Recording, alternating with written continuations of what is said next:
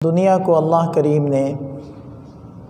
دار العمل بنایا ہے اور آخرت کو دار الجزا۔ الیوم عمل ولا حساب وغدا حساب ولا عمل۔ آج عمل ہے، حساب نہیں، اور کل حساب ہوگا، عمل کا موقع نہیں ہوگا۔ لیکن بعض نیکیوں کے اثرات اور ثمرات وہ انسان دنیا کے اندر بھی محسوس کرتا ہے اور پاتا ہے۔ اسی طرح بعض گناہوں کی نحوست وہ دنیا کے اندر بھی انسان کو محسوس ہوتی ہے، اور بعض گناہ ایسے ہوتے ہیں کہ بڑا حساب کتاب تو اس کا آخرت میں ہی ہوگا، لیکن کچھ نہ کچھ بدلہ،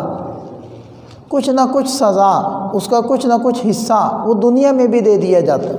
وَلَنُذِيقَنَّهُم مِّنَ الْعَذَابِ الْأَدْنَىٰ دُونَ الْعَذَابِ الْأَكْبَرِ۔ عذاب اکبر سے پہلے عذاب ادنا اور چھوٹا عذاب وہ دنیا میں دیا جاتا ہے۔ ان گناہوں میں سے ایک گناہ ظلم ہے، جس کو اللہ کریم نے ارشاد فرمایا سورہ انفال کی 25 نمبر آیت مبارکہ ہے، وَاتَّقُوا فِتْنَةً لَا تُصِيبَنَّ الَّذِينَ ظَلَمُوا مِنْكُمْ خَاصَّةً، کہ بچو اس فتنے سے، جو اس آزمائش سے جو خاص طور پر ظالموں کو پہنچے گا، اور ان کے اوپر وہ آزمائش اور ابتلا اترے گی، اور وَاعْلَمُوا، اور جان لو کہ اللہ تعالیٰ بڑے سخت عذاب والے ہیں۔ مفسرین فرماتے ہیں کہ اس آیت مبارکہ میں اللہ تعالیٰ ارشاد فرما رہے ہیں کہ بچو اس فتنے سے، اس آزمائش سے، یا یوں کہہ لیں کہ اس عذاب سے جو ظالموں کو پہنچے گا، یعنی آخرت میں ظالموں کو جو سزا ملے گی سو ملے گی، دنیا کے اندر بھی ان ظالموں کو سزا ملے گی، اور اس کا بدلہ اور عذاب اصغر یا عذاب ادنا کی شکل وہ دنیا میں بھی دیکھیں گے۔ بلکہ صرف ظالموں کو ہی اس کی سزا نہیں ملے گی، بلکہ جو لوگ ظلم کو دیکھ رہے ہیں اور ظلم کو روکنے پر قادر ہیں، پھر بھی اس ظلم کو نہیں روک رہے، مظلوم کی مدد نہیں کر رہے، تو ان دیکھنے والوں اور نہ روکنے والوں کی اوپر بھی، قدرت کے باوجود نہ روکنے والوں پر بھی اس ابتلا یا اس گناہ کی سزا یا اس ظلم کی سزا اور اس کا عذاب ان لوگوں کے اوپر بھی پڑے گا۔ اب آپ دیکھیں کہ بات صرف یہاں تک محدود نہ رہی کہ ظالم کو آخرت سے پہلے دنیا کے اندر سزا ملے گی، بلکہ بات اس سے بھی آگے بڑھ گئی کہ کوئی اپنی آنکھوں سے ظلم دیکھتا ہے، قدرت کے باوجود نہیں روکتا، وہ بھی اس سزا کی لپیٹ میں آ جائے گا۔ تو گویا کہ پھر یہ ظلم تو بہت ہی بڑا اور سخت گناہ ہوا کہ جو صرف مباشر کو نہیں، یعنی مباشر جو براہ راست اس کو کر رہا ہے، مباشر ہی کو نہیں بلکہ ناظر، دیکھنے والا اور قادر روکنے پر وہ آگے اقدام نہیں کر رہا، اس کو بھی اپنے لپیٹ میں وہ عذاب لے لے گا۔ اس اعتبار سے یہ ظلم بہت بڑا گناہ ہوا۔ اب ہم دیکھتے ہیں کہ نبی پاک صلی اللہ علیہ وسلم نے اس ظلم سے متعلق کیا کیا ارشادات فرمائے ہیں۔ کچھ ارشادات میں نے نوٹ کیے ہیں، وہ انشاءاللہ آپ حضرات کو سناتا ہوں، اور اس سے آپ حضرات کو اندازہ ہوگا کہ اسلام کے اندر، یعنی یہ تو کوئی بھی مذہب لے لیں، عقل کا تقاضا ہے کہ ظلم سے دوسروں کو بچایا جائے کہ اسلام جس کے اندر اس طرح خیال رکھا گیا کہ آپ علیہ السلام نے ارشاد فرمایا کہ جب تم جانور ذبح کرو تو چھری کو تیز کر لو، اور یہاں تک فرمایا کہ جب تم ایک جانور کو ذبح کرو تو دوسروں کے سامنے ذبح نہ کرو۔ یہاں تک فرمایا کہ اگر تم نے کسی پرندے کو یا کسی جانور کو کھانا نہ ہو، یعنی اس کو شکار کر کے ذبح نہ کرنا ہو، خام خواہ اپنے نشانے سیدھے کرنے کے لیے اس جانور کو اپنا ہدف نہ بناؤ اور اس کے اوپر نشانے مت لگاؤ۔ تو جو مذہب جانوروں تک پر اس قدر رحم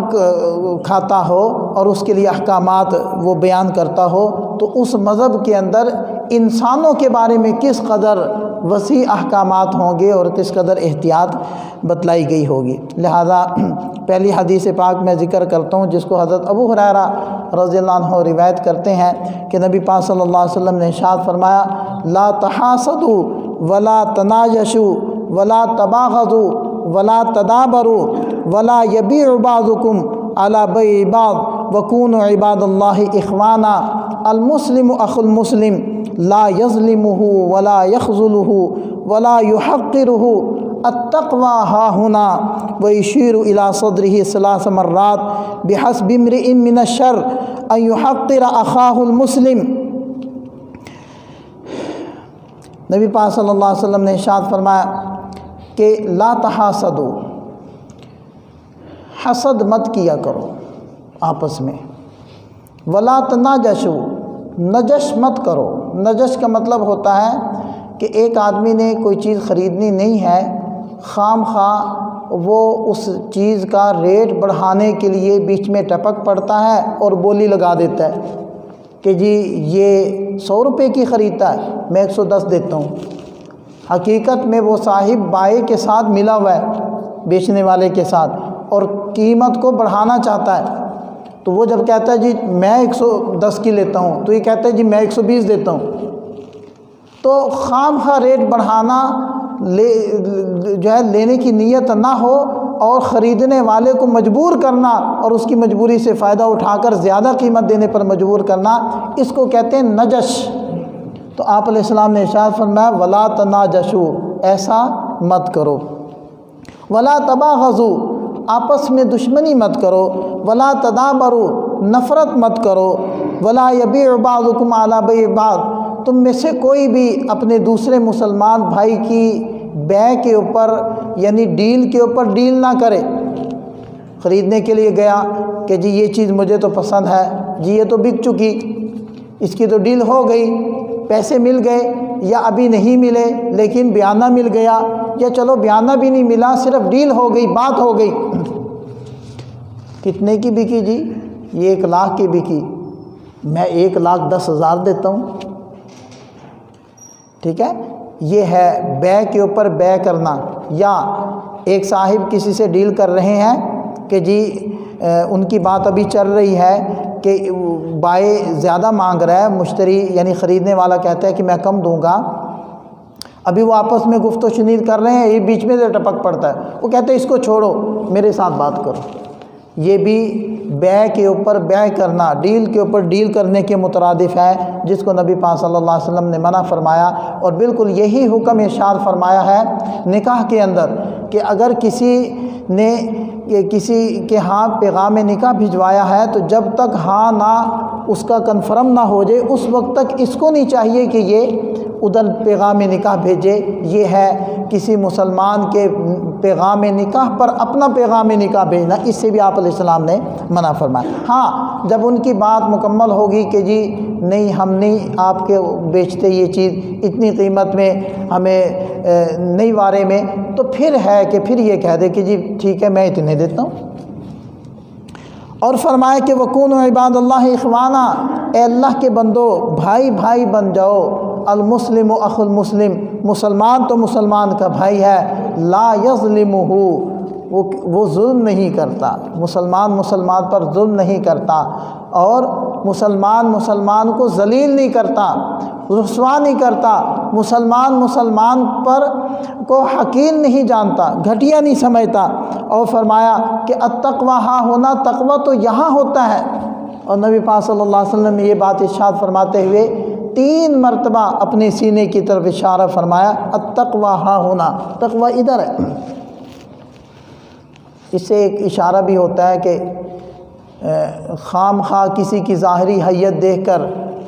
تم اس کے اوپر حکم نہ لگا دو کہ یہ تو منافق ہے یا یہ تو بس ایسا صحیح مسلمان ہے۔ تقوی تو یہاں ہے، تمہیں کیا پتہ اس کے اندر تقوی کتنا ہے۔ ٹھیک ہے اس نے ظاہری طور پر کوئی گناہ کیا ہوا ہے، کسی گناہ میں وہ مبتلا ہے، یا ظاہری طور پر اس کی وضع قطع وہ شرعی نہیں ہے، یہ ایک مستقل گناہ ہے جس کا وہ مرتکب ہے، اس کی نفی نہیں، لیکن اس گناہ کی وجہ سے تمہیں یہ اجازت نہیں ہے کہ تم اس کے بارے میں کوئی فیصلے کر لو کہ یہ تو منافق ہے، اس کے دل میں تو ایمان نہیں ہے۔ یہ کسی کو حق نہیں پہنچتا، کیونکہ تقویٰ تو اندر ہوتا ہے، وہ کسی کو دکھائی نہیں دیتا۔ تو بہرحال فرمایا کہ آدمی کے برا ہونے کے لیے یہ بات کافی ہے کہ وہ اپنے مسلمان بھائی کو حقیر جانے۔ اور پھر فرمایا کہ ہر مسلمان پر دوسرے مسلمان کی آبرو ریزی کرنا ہم نے حرام کر دیا، اور اس کا مالی نقصان کرنا حرام کر دیا، اور اس کے خون کو بہانا یہ بھی حرام کر دیا۔ مسلمان کی عزت اور حرمت، فرمایا نبی پاک صلی اللہ علیہ وسلم نے، ایک اور حدیث ہے جس میں آپ علیہ السلام فرمایا حجۃ الوداع کے موقع پر میدان عرفات میں 9 ذو الحجہ کو، عرفہ کے دن، فرمایا کہ جیسے یہ دن، یہ جگہ اور یہ مہینہ یہ حرمت والا ہے، عزت والا ہے، اسی طرح مسلمان کی عزت، مسلمان کی جان، اس کا خون اور اس کا مال وہ بھی اسی طرح محترم ہے۔ لہذا کسی کو اجازت نہیں ہے کہ وہ اس کے اوپر کوئی دست درازی کرے یا اس پر کوئی ظلم کرے، چاہے جان کا ظلم ہو، چاہے مال کا ظلم ہو، چاہے اس کی عزت کو ٹھیس پہنچا کر ایسا ظلم ہو، یہ کسی مسلمان کو اس کی اجازت نہیں۔ دوسری حدیث پاک دیکھتے ہیں، نبی پاک صلی اللہ علیہ وسلم نے ارشاد فرمایا المسلم اخو المسلم، مسلمان مسلمان کا بھائی ہے، لا یظلمہ ولا یسلمہ، نہ تو اس پر ظلم کرتا ہے نہ ظلم کے حوالے کرتا ہے، یعنی دیکھ رہا ہے کہ اس کے اوپر ظلم ہو رہا ہے، اس کو بچا سکتا ہے، اس کی مدد کر سکتا ہے، لیکن اس کو چھوڑ کر چل دیتا ہے کہ جی مجھے کیا اس سے، میرا کیا لینا دینا اس سے، تو ظلم کے حوالے نہیں کرتا، آگے بڑھ کر اس کی مدد کرتا ہے۔ اور فرمایا من کان فی حاجت اخی کان اللہ فی حاجتہ، جو اپنے مسلمان بھائی کی فریاد رسی، حاجت روائی میں لگے گا، اس کے کام کو کرنے کے لیے چلے گا، جب تک وہ اس میں رہے گا اللہ تعالیٰ اس وقت تک اس کی حاجتیں پوری کرتے رہیں گے۔ کتنا آسان نسخہ پیارے نبی صلی اللہ علیہ وسلم نے ہمیں بتلا دیا۔ ہم میں سے کس کے کام نہیں، ہم میں سے کس کو پریشانیاں نہیں، کون اپنے مسائل کا حل نہیں چاہتا؟ اگر ہم اپنے مسائل کا حل چاہتے ہیں، ہمیں چاہیے کہ ہم دکھی انسانیت کے کام آئیں۔ تو کیا یہ سوچنے کی بات ہے کہ ہم یہ دیکھتے ہیں کہ اگر ہمارے بچے کے ساتھ کوئی بھلا کر رہا ہے، اس کے ساتھ کوئی وہ جو ہے ہنسنے مسکرانے لگ جاتا ہے یا اس کے ساتھ شرارتیں کرنے لگ جاتا ہے، اس کو ایک ٹافی دے دیتا ہے، تو ہمیں خام خواہ اس بندے سے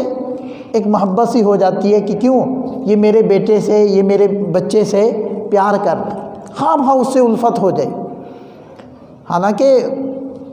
اس نے کیا کچھ بڑا کر دیا، کیا سنوار دیا۔ تو آپ یہ دیکھیں کہ ساری مخلوق کو اللہ تعالیٰ نے فرمایا الخلق عیال اللہ، یہ ساری مخلوق اللہ کے گھر والے ہیں، اللہ کا کنبہ ہے۔ ہم انسان ہو کر ہمارے اولاد سے یا ہمارے اہل خانہ میں سے کسی فرد کا کوئی بھلا کرے، ہمیں اس سے محبت ہو جاتی ہے، اور ہم سوچتے ہیں کہ کوئی موقع ملے ہم بھی اس کا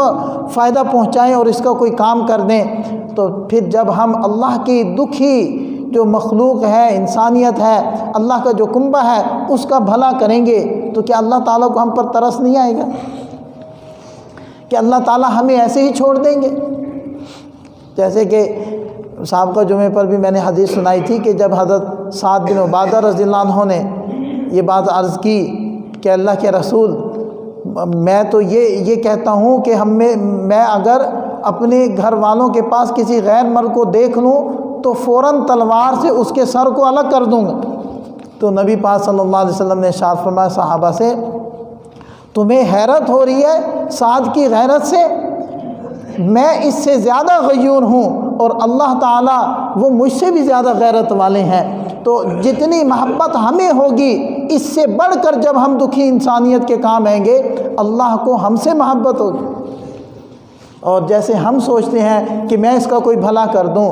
تو اللہ تعالیٰ بھی پھر یہی سوچتے ہیں کہ میں اس بندے کا بھلا کر دوں، یہ میرے اس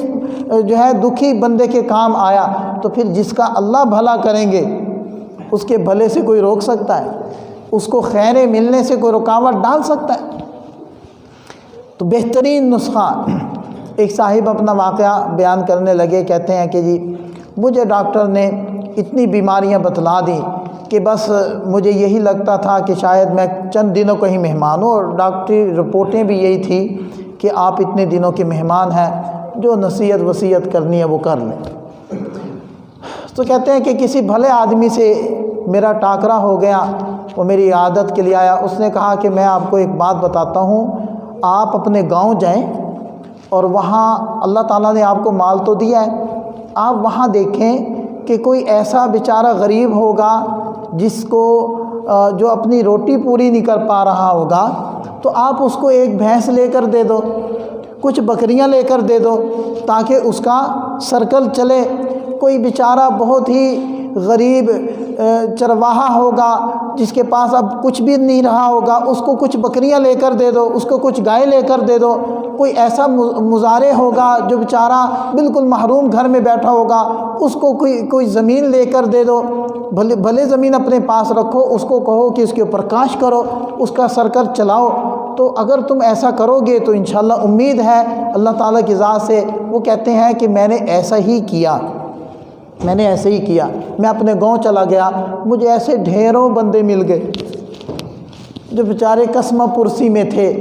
اب میں اس میں مشغول ہو گیا، کسی کو بھینس لے کر دے رہا ہوں، کسی کو بکریاں لے کر دے رہا ہوں، کسی کو زمین لے کر دے رہا ہوں، کسی کو ٹھیلا لگوا رہا ہوں، 20-30 ہزار روپے کے سبزی کا ٹھیلا اس کو لگوا دیا، کسی کو پھل کی ریڑھی لگا دی، کسی کو گولا بنانے والی مشین لے کر دے دی۔ ایسے میں چھوٹے چھوٹے کام لوگوں کے کرنے لگا، اور میں گویا کہ اپنے کو ہی بھول گیا، اتنا مصروف ہوا۔ چند دنوں کے بعد کہتے ہیں کہ جی میں شہر آیا، رپورٹیں کروائی تو جتنی بیماریاں تھیں ساری ختم تھی، سب زیرو تھی، اور یوں لگتا تھا کہ جیسے پہلے مشینوں نے جھوٹ بولا تھا، سب ختم ہوگی، غائب ہو گئی، ایسے غائب ہو گئی گویا کہ وہ تھی ہی نہیں۔ یہ وہ شخص تھا جس کو ڈاکٹر کہہ رہے تھے کہ بس اب آپ نصیحت وصیت کر لو، تھوڑا ہی وقت تمہارے پاس باقی بچا ہے۔ یہ ہے وہ حدیث جس کو میں سنا رہا ہوں کہ نبی پاک صلی اللہ علیہ وسلم نے ارشاد فرمایا، من کان فی حاجت اخی کان اللہ فی حاجتہ، جو کسی بندے کی حاجت پوری کرنے میں لگ گیا، اللہ اس کی حاجتیں پوری کرنے میں لگ گئے۔ اب اس کا کام کہاں رکے گا، کہاں اڑے گا؟ اور پھر اگلا جملہ آپ علیہ السلام نے ارشاد فرمایا، ومن فرج عن مسلم کربۃ، جو کسی مسلمان کا کوئی دکھ وہ دور کر دے، کوئی بھی دکھ ہو، تو فرمایا کہ فرج اللہ عنہ بہا کربۃ من کرب یوم القیامہ، کہ اللہ تعالیٰ اس ایک دکھ دور کرنے کے بدلے میں قیامت کے دن کا ایک دکھ اس بندے سے دور کر دیں گے۔ جب سب ہی نفسی نفسی کر رہے ہوں گے اور سوائے اللہ کے فضل کے کوئی سہارا نہیں ہوگا، اس کے عرش کے سائے سے کے علاوہ کوئی سایہ نہیں ہوگا، اس دن میں، اس تنگی کے دن میں اور اس ہولناکیوں کے اندر اللہ تعالیٰ اس بندے کی حاجتیں پوری کریں گے اور اس کے دکھ دور کریں گے۔ کس کے بدلے میں؟ دنیا کے اندر دکھی انسانیت کے کام آئے، اس کے دکھ کم کیے، یہ اس کی برکتیں۔ اور فرمایا کہ ومن ستر مسلمن، کہ جس نے کسی مسلمان کی پردہ پوشی کی، کوئی عیب اس کا دیکھا لیکن آنکھیں موند لی، بند کر لیں، جھکا لیں، پی گیا، بات کو دل میں رکھ کر بھول گیا کہ جی میں کیوں ظاہر کروں، تو فرمایا کہ اللہ قیامت کے دن اس کے گناہوں پر پردہ ڈال دے گا، اس کے گناہوں کو چھپا دے گا، اس کی کمیوں کو چھپا دے گا۔ ایک حدیث پاک میں آتا ہے کہ اللہ تعالیٰ ایک اپنے بندے کو قریب کرے گا اور اس کے کندھے پر اپنا ہاتھ رکھے گا، اس کی کیفیت کیا ہوگی وہ اللہ ہی جانتا۔ تو فرمایا کہ اللہ تعالیٰ اس کو بتلائیں گے کہ بندے تو نے فلاں گناہ بھی کیا، فلاں موقع یاد ہے جب تم نے یہ کیا تھا، تو ایک ایک گناہ اس کو جتلائیں گے، بتلائیں گے۔ وہ اقرار کرتا رہے گا، اقرار، جی اے اللہ میں نے یہ کیا، یہاں تک کہ اس کو یقین ہو جائے گا کہ اب میں نہیں بچ سکتا، اب تو اللہ تعالیٰ مجھے اٹھا کر پھینکیں گے جہنم میں۔ تو پھر اللہ تعالیٰ فرمائیں گے کہ اے میرے بندے، میں نے تیرے ان سارے گناہوں کو معاف کیا۔ اور اچھا، اس حدیث میں یہ بھی ہے کہ اللہ تعالیٰ اس کے بڑے بڑے جو گناہ ہوں گے وہ نہیں گنوا رہے ہوں گے، جو چھوٹے چھوٹے گناہ ہوں گے نا، جس کو وہ بہت معمولی سمجھ وہ گنوا رہے ہوں گے، تو وہ دل میں یہ بھی ڈر رہا ہوگا کہ کہیں اللہ تعالیٰ وہ بڑا گناہ نہ ابھی کھول دیں یا مجھے میرے سامنے ذکر کر، ڈر رہا ہوگا۔ اور اس بات پر بھی خوش ہو رہا ہوگا کہ شکر ہے اللہ تعالیٰ چھوٹے چھوٹے گناہ بیان کر رہے ہیں، وہ بڑے اگر کر دیں گے تو پھر تو میں ہلاک ہو گیا۔ تو بہرحال پھر اللہ تعالیٰ اس بندے سے فرمائیں گے کہ اے میرے بندے، جا میں نے تجھے معاف کیا اور تیرے سارے یہ جو میں نے گناہ ذکر کیے ان سب کے بدلے میں نے نیکیاں دی تمہیں۔ تو وہ بندہ کہے گا اللہ میرے تو اور گناہ بھی تھے بڑے بڑے، وہ تو آپ نے ذکر ہی نہیں کیے۔ تو نبی پاک صلی اللہ علیہ وسلم یہ حدیث پاک بیان کرتے ہوئے مسکرائے اور ارشاد فرمایا کہ اللہ تعالیٰ بھی یوں ہی مسکرائیں گے، اور پھر اللہ تعالیٰ اس بندے کو اس کے سارے گناہوں کے بدلے میں نیکیاں دے کر اس کو جنت میں بھیج دیں گے۔ تو دیکھیں، اگر ہم یہ چاہتے ہیں کہ ہمارے آخرت کے دکھ کم ہو جائیں اور اللہ تعالیٰ ہم پر بھی ستاری فرمائیں، ہمیں چاہیے کہ ہم لوگوں کے دکھ دور کریں اور لوگوں کے عیوب کو چھپائیں، ان کا تذکرہ نہ کریں، اپنی زبان کو تالا لگا لیں کہ جو کمی میرے سامنے کسی کی آ گئی میں اس کو ذکر نہیں کروں گا۔ اگر میں نے ذکر کیا، نبی پاک صلی اللہ علیہ وسلم نے اس کے بارے میں بھی وعید سنائی ہے کہ جو مسلمانوں کے عیوب کو بیان کرے گا، ان کا افشا کرے گا، ان کو پھیلاتا پھرے گا، اللہ اس کو ذلیل کرے گا، اللہ اس کی پردہ دری کرے گا، اللہ اس کے عیوب کو کھولے گا۔ اور یہاں تک فرمایا چاہے یہ اپنے گھر کے اندر دروازہ بند کر کے بھی بیٹھ جائے گا نا، پھر بھی اللہ اس کو ذلیل کرے گا۔ یعنی آدمی یہ سوچتا ہے نا میں باہر نکلوں گا ہی نہیں، میں کسی کو ملوں گا ہی نہیں، تو پھر میں کیسے ذلیل ہو جاؤں گا؟ تو فرمایا آپ علیہ السلام نے یہ بھی ارشاد فرما دیا، گھر میں بند ہو کر بھی بیٹھ جائے پھر بھی اللہ اس کو ذلیل کرے گا۔ جی اسی طرح نبی پاک صلی اللہ علیہ وسلم نے ارشاد فرمایا کہ اللہ تعالیٰ ظالم کو مہلت دیتا ہے، مہلت دیتا ہے، چھوڑتا نہیں ہے۔ فرمایا کہ مہلت دیتا ہے لیکن جب پھر پکڑتا ہے تو پھر چھوڑتا نہیں،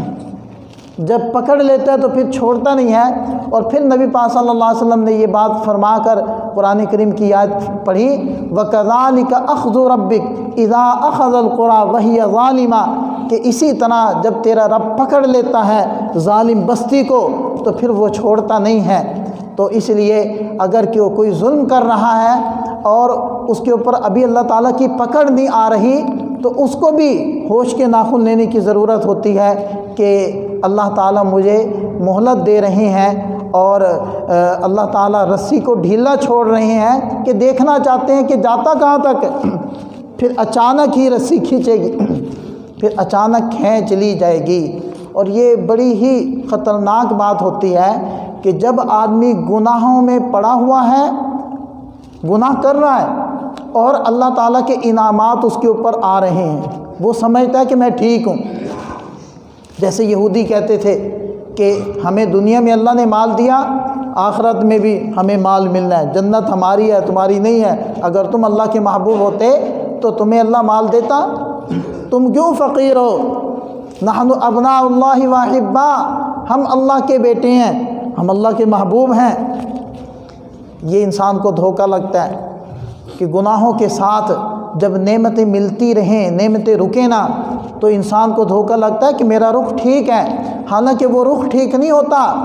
وہ اللہ تعالیٰ کی رسی ڈھیلی ہو رہی ہوتی، وہ مہلت مل رہی ہوتی ہے کہ میں دیکھتا ہوں جاتا کہاں تک ہے۔ بالکل اس کی مثال یوں سمجھے کہ جب کسی چوہے کو پھانسنا ہوتا ہے نا تو وہ لقمے پر دیسی گھی یا مکھن لگا کر وہ کڑکی کے اوپر اٹکا دیتے ہیں، اب وہ دیکھتا ہے خوشبودار گھی لگا ہے یا مکھن لگا ہے اور زبان لگاتا ہے، اس کو مزہ آتا ہے تو وہ کہتا ہے کہ شاید میرا اکرام ہو رہا ہے، تو جب دندی مارتا ہے اس کو، دانت سے اس کو کاٹتا ہے تو پھر سلاخ جب اس کی گردن پر آتی ہے اور آنکھیں باہر آ جاتی ہیں، پھر پتہ چلتا ہے کہ یہ تو اصل میں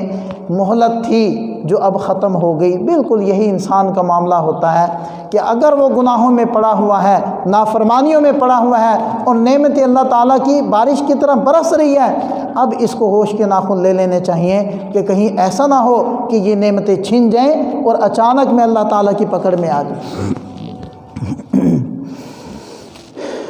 احادیث اور بھی میں نے بہت ساری اکٹھی کی ہوئی ہیں، لیکن ساری نہیں سنا پاؤں گا، بس میں اخیر میں آتا ہوں کہ سیدنا انس ابن مالک رضی اللہ عنہ کی روایت ہے، نبی پاک صلی اللہ علیہ وسلم نے ارشاد فرمایا، انصر اخاک ظالما او مظلوما، اپنے بھائی کی مدد کرو چاہے وہ ظالم ہے یا مظلوم ہے۔ تو صحابہ نے عرض کی کہ یا رسول اللہ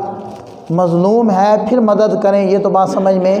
آ گئی، ظالم ہے پھر مدد کرنے کا کیا مطلب ہے؟ آپ علیہ السلام نے فرمایا پھر اس کی مدد یہ ہے کہ اس کو ظلم سے روک دو، اس کو ظلم سے روکو، اس کو سمجھاؤ کہ یہ ظلم ہے۔ بہرحال ظالم کے ساتھ آپ کی مدد اور اس کی خیر خواہی تو یہ ہے کہ آپ اس کو ظلم سے روکیں، اور مظلوم کی خیر خواہی یہ ہے کہ آپ اس کو ظلم سے بچائیں۔ اب ظلم سے بچانے کی مختلف شکلیں ہوتی ہیں، بعض صورتیں ایسی ہوتی ہیں کہ آدمی کے بس میں کچھ نہیں ہوتا، یعنی بے بس ہوتا ہے، وہ دور ہونے کی وجہ سے یا اس کے اختیارات نہیں ہے، وہ بے بس ہے، تو اس صورت میں کم سے کم دعا کرنے سے تو بے بس کوئی بھی نہیں۔ ہماری دعاؤں کے اندر اگر ہمارے مظلوم بھائیوں کا نام نہیں آتا تو اس کا مطلب ہے کہ ہم ان کے دکھ میں شریک ہی نہیں۔ تو جب بھی کوئی کسی جگہ کوئی ظلم دیکھیں تو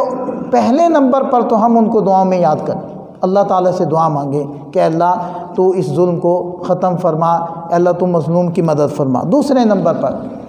مالی معاونت جس شکل میں بھی جس طریقے سے بھی ان کی ہو سکے اس سے گریز نہ کریں، اس سے پیچھے نہ ہٹیں،